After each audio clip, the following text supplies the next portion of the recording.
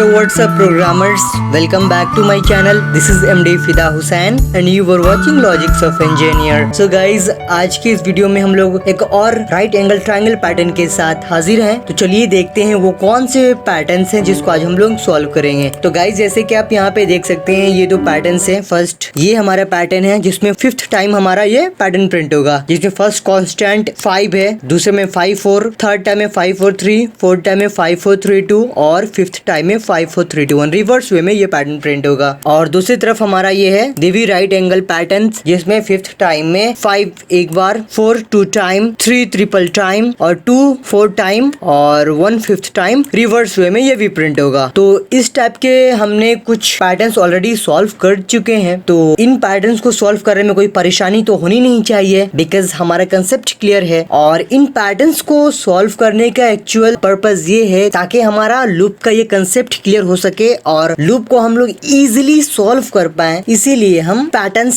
Solve कर रहे हैं। So without any further delay let's get for the practical.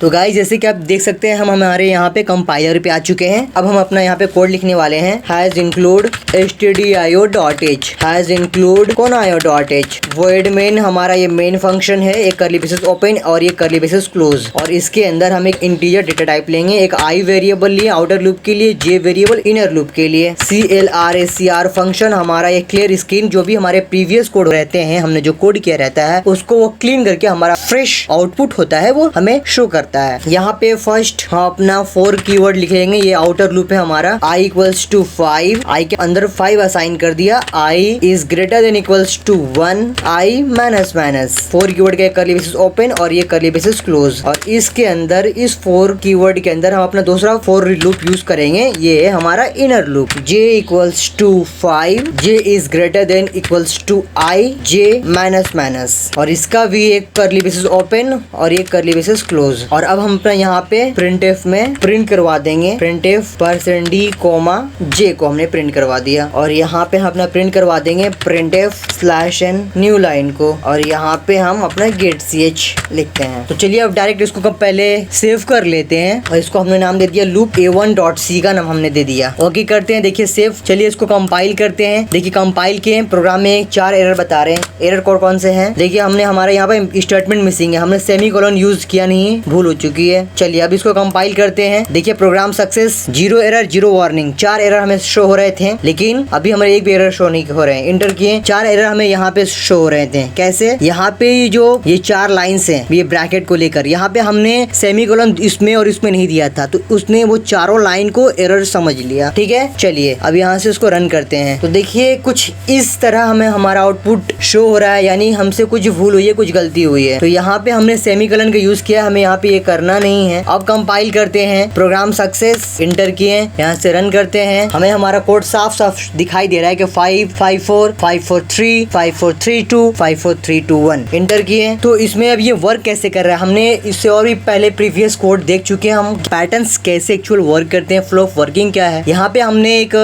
हमारा मेन फंक्शन लिखा और इसके अंदर इंटीजर टाइप का डेटा टाइप लिया, उसके अंदर 2 वेरिएबल लिए, एक i और एक j। clr function clear screen के लिए फर्स्ट 4 कीवर्ड हमने यूज किया है। ये हमारा होता है आउटर लूप, जो हमारे कांस्टेंट को प्रिंट करता है, और ये होता है इनर लूप, जो हमारे लाइंस को प्रिंट करता है। ठीक है, तो इसमें देखिए हमने क्या किया कि i के अंदर हमने 5 असाइन कर दिया है, और उसके अंदर हमने i is greater than equals to 1 ऐसे असाइन किया है, और i माइनस माइनस। और दूसरे में हमने यहाँ पे लिखा है j equals to 5, j is greater than equals to i, j minus. उसके बाद यहाँ पे हमने इस तरह j को प्रिंट किया और /n का यूज किया है। तो यहाँ पे हुआ ये है कि हमने 5 असाइन किया है। अब यहाँ पे यूजर पूछेगा i is greater than equals to 1 और i माइनस माइनस। तो i का वैल्यू हमने यहाँ पे 5 असाइन किया। अब यहाँ पे पूछ रहा है is i is greater than equals to 1, i का वैल्यू कितना हमारा 5। तो क्या 5 1 से बड़ा है? यस, एक 5 जो है 1 से बड़ा है, इसलिए वो नीचे आएगा और यहाँ पे वो इनर लूप में चेक करेगा। इनर लूप में हमने j का वैल्यू भी 5 असाइन किया है, और यहाँ पे इस तरीके से हमने कंडीशन सेट किया है कि j is greater than equals to i। तो j का वैल्यू हमारा कितना है? 5 है, और वही 5 यहाँ पे। अब यहाँ पे कंडीशन चेक करेगा is j is greater than equals to i।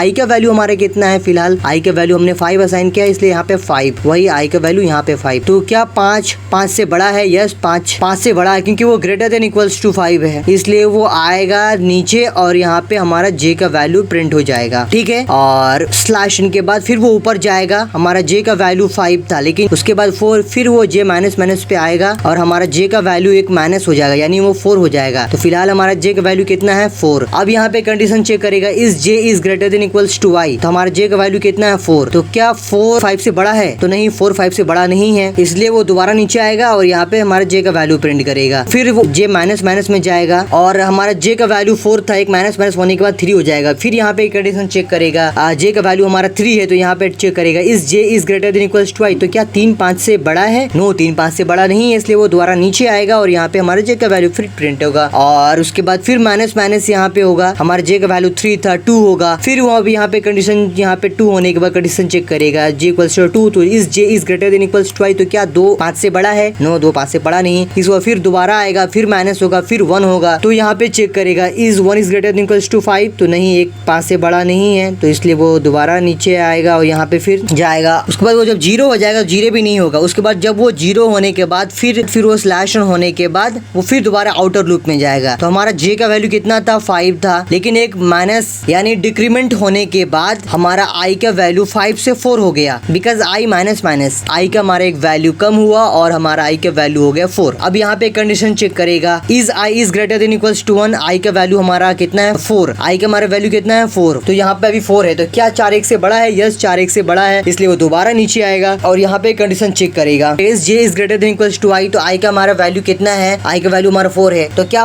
यहाँ पे 5 4 से बड़ा है? यस, 5 4 से बड़ा है, इसलिए दोबारा नीचे आएगा। हमारा यहाँ पे जे का वैल्यू जो होगा वो प्रिंट कर देगा। फिर वो नीचे आएगा, फिर यहाँ पे जे माइनस में जाकर फिर चेक करेगा, तो हमारा जे का वैल्यू माइनस होने के बाद जे का वैल्यू 4 हो जाएगा। तो क्या 4 4 से बड़ा है? क्यों? क्योंकि आई का वैल्यू भी हमारा 4 था। तो क्या 4 4 से बड़ा है? यस, 4 ये ग्रेटर देन इक्वल्स टू 1 है, इसलिए यस बड़ा है। तो 4 4 से बड़ा है, इसलिए दोबारा नीचे जे में वैल्यू प्रिंट हो जाएगा। फिर जो यहाँ पे आएगा, फिर माइनस माइनस होने के बाद जे का वैल्यू हमारा 3 हो जाएगा। फिर यहाँ पे कंडीशन चेक करेगा, इस J is greater than equals to 3। J का वैल्यू कितना है? 3। तो क्या 3 4 से बड़ा है? नहीं, 3 4 से बड़ा नहीं है। तो इस फ्लो ऑफ वर्किंग में एक्चुअल हमारा ये पैटर्न वर्क करता है, ये हमारा फ्लो ऑफ वर्किंग है। उसी तरह अगर हम जे की जगह अगर हम आई के वैल्यू को प्रिंट करवाना चाहते हैं हमारे दूसरे पैटर्न्स के लिए, तो आई के वैल्यू को प्रिंट करवाएंगे। कंपाइल करके देखते हैं, देखिए program success, 0 error 0 warning, enter करते हैं। अब यहाँ से रन करते हैं, देखिए साफ साफ हमारा दूसरा पैटर्न भी आउटपुट दिखाई दे रहा है, 5 4 4 3 3 3 2 2 2 एंड 5th टाइम 1। इस वे में हमारा दूसरा पैटर्न भी हमें शो हो रहा है। तो बहुत इजी था, दोनों कंसेप्ट, दोनों पैटर्न्स के कंसेप्ट हमने देख लिया। अगर आपको ये कंसेप्ट थोड़ी सी भी समझने में प्रॉब्लम हो रही है तो आप मेरे प्रीवियस वीडियोस देख सकते हैं, वहाँ पे हमने